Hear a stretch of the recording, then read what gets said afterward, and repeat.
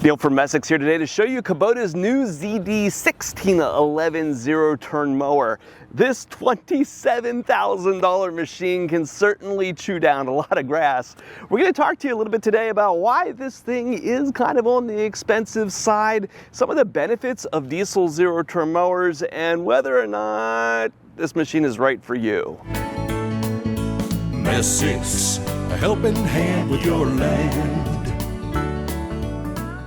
I think for this video, two items of context here are probably pretty important. One of those things is my personal background with zero-turn mowers. I started with a 72-inch used mower that was some years old at right about 25 gas horsepower with a Kawasaki engine on the back.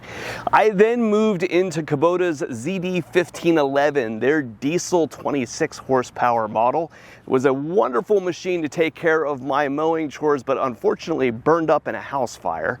And after that, I moved on to a new machine from a company called Ferris that's equipped with a 40 horsepower EFI gas engine. So I've kind of been through that spectrum of low horsepower gas, mid horsepower diesel, and now high horsepower gas. And one of the things that I can tell you about making that transition is that I ended up being extremely preferential towards diesel machines.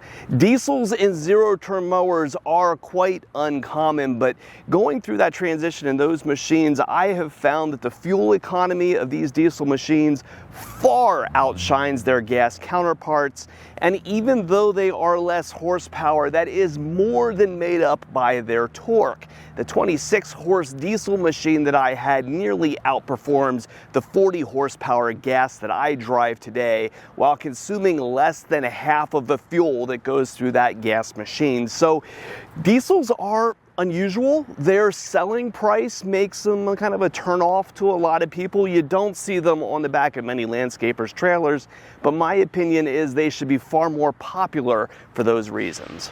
The second thing that you should understand is exactly where this model sits in Kubota's product line. This is the largest and most powerful, most feature-rich and deluxe zero-turn mower that Kubota offers. So you're going to start with the Z200 series down at your homeowner end, a Z400, it's kind of your prosumer model, a Z700 that's your commercial mower, kind of aimed at a commercial landscaper space, a ZD10 series, which are small frame diesel mowers, very unusual in the marketplace to have a diesel engine in that small of a frame mower, a ZD1200 series that's a large frame diesel mower, and then this at the very top end of the product line, a ZD1611 that is a large frame with a large high horsepower diesel engine offering.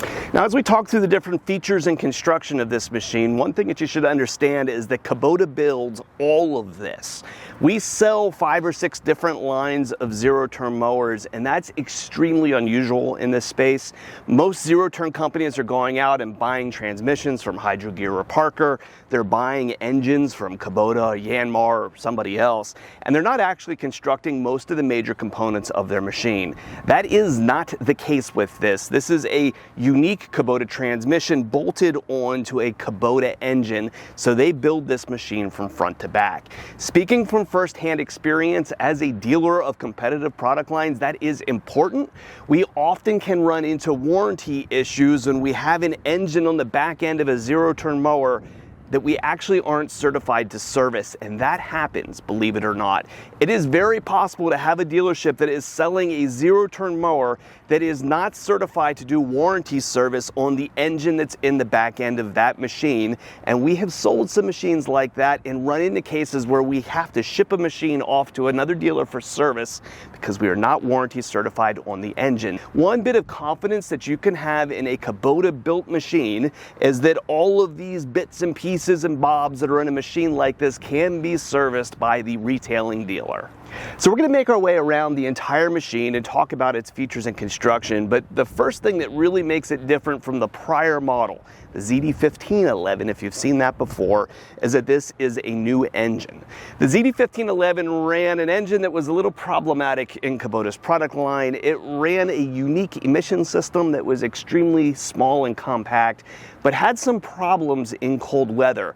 Now that engine really wasn't that big of an issue in this mower because you don't run your your mower in the wintertime. They ran okay when they were hot, but that engine has now been long discontinued, is out of Kubota's product line at this point, and the ZD and the F3990 were the last ones to be running it, and those now are being replaced with new models. So this now runs the same engine that's in the top end of Kubota's LX series and the 35 horse LX 3520 and the 40 horse LX 4020. It's also running here in this machine as well. So this is a new block, a new implementation of a V1505 engine. Now what makes this different from the prior model is a new and updated emission system. This one should not give us the mechanical issues that the old one did, but this one is also significantly more fuel efficient, somewhere in the neighborhood of 20% more or so. I actually owned a tractor with that engine in it before, and I was always surprised by how much fuel I was running through that machine. They're giving a 20% number here to this, but I would suspect it could actually be higher than that. That other engine, when it was tuned to work properly, really burned an abnormal amount of fuel, so this should be significantly more fuel efficient than what the older model diesel was, and also vastly more efficient than a high horsepower gas engine. The engine itself is a 4 horsepower model tuned to 31 horsepower. You're going to see here on the side it has a little baby turbocharger bolted onto it. This is a very high displacement engine for the amount of horsepower that it's creating, and with the addition of that turbo on there as well, this should be an extremely torquey engine. That torque is one of the biggest things that I noticed going between the 26 horse diesel that I had and the 40 horse gas that I run today. When I run into high grass with that gas engine, the engine dogs very, very quickly compared to what I was used to from the prior diesel that I was running before. So that aspect of the mechanical differences between those engines combined with high displacement in a turbocharger should make this thing a beast in long grass. Tucked the whole way in the back of the engine compartment is a diesel particulate filter. Once you cross over 26 horsepower on a diesel engine, you need to have one of these on the outside of your engine in order to collect the soot. The soot will collect in this canister, and then it will periodically need to go through a burn cycle. You have a little gauge up on your dash that shows when that's going to be necessary. I haven't run this machine yet to tell you exactly how often that's going to happen, but I would guess it's in about the 30 to 40 hour range. And when it happens, you're simply going to continue working. It's not something you need to stop or worry about or do a parked regen. You just simply continue mowing. You'll hear a tone change from the engine and maybe smell a little something as the Easy Bake Oven down here goes through its burnout cycle. Now you can avoid this complexity and save about $6,000 in cost in the ZD1611 in the next model down. So the complexity here on this system and the turbocharger and the electronics involved in making all of this work is some of the most expensive horsepower for your dollar that I often see in the tractor business. So the other feature that you're getting for the $6,000 premium that you're paying for this model over the next one below it is an air ride seat. Down here between my legs, I've got a little switch. I can either let the air out of the air cushion down here below the seat or pump it right back up again. And you just simply sit here and bounce yourself a little bit while you adjust this in order to adjust the amount of cushion that's in that air bladder. You cannot underestimate the value that a good seat has on a zero-turn mower. These are by and large kind of fairly rough riding machines, right? You're trying to mow 10 and 12 miles an hour over rough ground, and in many cases you're doing it on a machine that's got a pretty rigid axle underneath of it. Now the bigger, heavier machines like this do tend to ride better than the smaller, lighter ones do. But a lot of the comfort on a zero turn is driven by this seat.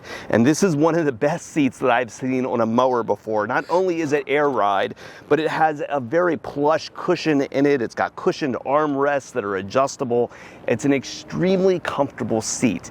We have had some people buy this seat out of the parts department and then install it onto the ZD12 series. I wish Kubota would offer this as a factory option on the next series down, because it is is a bolt-on fit. It's very easy to put onto the smaller machines with a very small amount of creativity.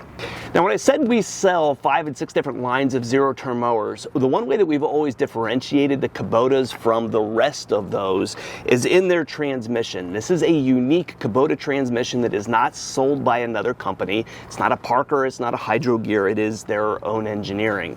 Now, one of the things that is important to know is that this transmission exists in the other ZD models. All of the diesels share a version of this same technology. Inside of this central gear case right here is a hydraulic clutch. So when you turn your mower deck on here, this is not a magnet snapping together to turn a clutch on to engage your mower deck. Just like a bigger tractor, they're using hydraulic plates in order to engage the deck. It's a much more heavy-duty engagement system. You also have a drive shaft going down to the mower deck rather than belts. It's going to be a cleaner transfer of power and is going to last longer than what a belt does, right? It's one less wear and maintenance item. Your wheel motors and pumps are all bolted onto this assembly. It's not hoses or belts that are going between the drive components. Everything is sealed up here on the inside. Because we have this hydraulic system running these clutch plates, you also have a cylinder down here that's going to lift your mower deck. So rather than a foot-operated pedal or maybe an electric screw that's moving that deck up and down, this uses a hydraulic cylinder in order to raise and lower the mower deck. So the guts of this machine are much more tractor-like, kind of like what Kubota is into, right? They're a tractor company fundamentally. I see tractor technology down in here with a lot more heavy-duty components than so many of the off-the-shelf pieces that you'll find from a lot of other companies. Now, I'm a nuts and bolts guy, right? Like, I love seeing engineering and technology and that kind of stuff in this drivetrain. The one downside, the one negative to the construction of this machine is its weight. If I compare it to the machine that I drive today, this mower comes in at about 300 pounds heavier than what that mower does. And that 300 pounds you can feel when you're driving. This machine's not going to be quite as snappy in the corners as what a lighter zero turn can be. And you just think about all that extra inertia that you have when you're driving along in a 2,100 pound, a 1-ton zero turn mower. If you're going 10 miles an hour and you want to make a quick turn at the end of a pass, you got a lot more weight to slow down, and that an extra inertia does make the machine feel less snappy in the corners than a lighter machine can. So I love what's here, but I would describe this thing as, say, a tank versus a Ferrari compared to some of those other designs of mowers that might be a little bit more lightweight, a little bit more responsive when turning. Continue to work our way around the machine. You're going to notice this has a rubber floor mat on it. I like that because it's anti-slip, but it also helps keep down the noise a little bit compared to having a resonating piece of metal. If you need to service the mower or get into the middle of it in order to wash the deck out, there's a service panel here in the front that very simply just opens up. No screws or anything holding this down, and there's rubber isolation pads in here to keep it from rattling. But to get down to this central gearbox here, if you need to check the oil or grease the spindle that's in the middle, it's very easy to service and to get to. Working our way around the front here, we have the two pedals that raise and lower the mower deck hydraulically, like I pointed out before, your parking brake, and also a flip-up cover here in the front that has a jack built into it. Every machine is going to have this as standard equipment. You flip out a lever here and start turning, and it's going to rotate your front axle to make it very easy and safe to get underneath the machine to change the blades. So brief overview on the controls that are on the machine here. On my right-hand side, I have a lever to engage my mower deck. As we talked earlier, that's done hydraulically, not with a magnetic clutch. I have a lever out here to raise and lower my engine RPMs, my throttle, a dial here to change the cutting height of my mower deck, and then on my left-hand side, a little intelligent display. This is going to have indicators on it like your park brake, any kind of cautions, fuel indicator, whether your mower deck is on, the information about that particulate filter that's on the engine. It shows you how plugged up it is to give you an idea when it's going to go into regen, and then a parked and inhibit button here if you need to operate those things. By and large, this is a system you're not going to worry about. You're just going to go cut your grass, but the diagnostic information for it are over here on the display. So is this machine for you? At a $6,000 price premium over the lower model? Odds are it's not, right? This is a pretty niche model. It's not going to be a high volume unit, probably is going to make sense mostly for people who are mowing, 6 and 8 hours a day, where the performance of a little bit of extra horsepower means time that's saved, which means dollars in your pocket over the long run. If you're looking for that bleeding edge type machine, this is it, right? In a lot of ways, Kubota's mowers here aren't the best that's out there in a lot of ways, right? This isn't the fastest machine. This isn't the highest horsepower machine. But for me, it is ultimately the one that I chose to own for a while. I love the combination of an affordable diesel engine, of the technology and the engineering that goes into the transmission, the longevity and the hours that we can get out of this platform. It strikes the right balance of a lot of these features in a way that has made a lot of sense in the marketplace. It is the most popular machine that's out there in a diesel zero-turn mower with the largest percentage of market share, and it's for those reasons. It's not the best of anything in a lot of those ways, but it's the perfect balance of all of that stuff at the end of the day that's led to its success. So if you're shopping for a piece of equipment and we can help, if you've got parts and service needs for a machine you've already got, give us a call at Messick's. We're available at 800-222-3373 or online at messick's.com.